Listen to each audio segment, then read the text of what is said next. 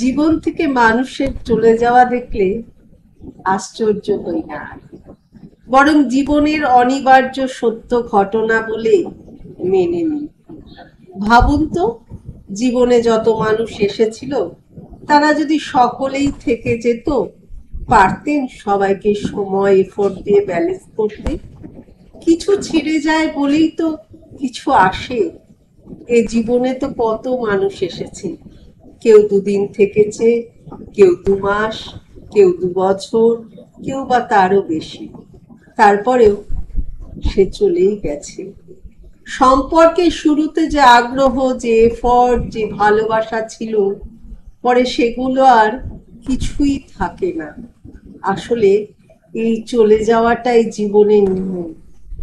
একটু ভেবে দেখলে দেখবেন, সবাই কিন্তু আপনাকে ছেড়ে যায়নি, আপনিও কোনো না কোনো মানুষকে ছেড়ে এসেছে।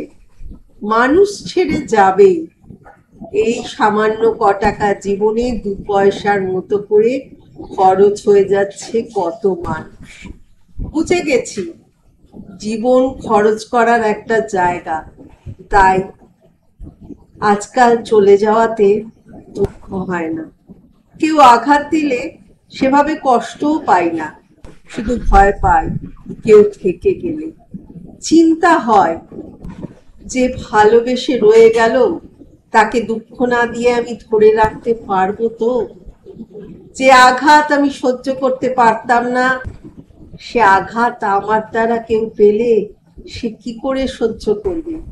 ঈশ্বরের কাছে শুধু এইটুকু প্রার্থনা, স্বার্থের পৃথিবীতে মানুষ খরচ করা যেখানে সহজ কাজ, সেখানে মানুষ জমানোর মতো কঠিন কাজে ঈশ্বর আমাকে শুধু শক্তি দিন।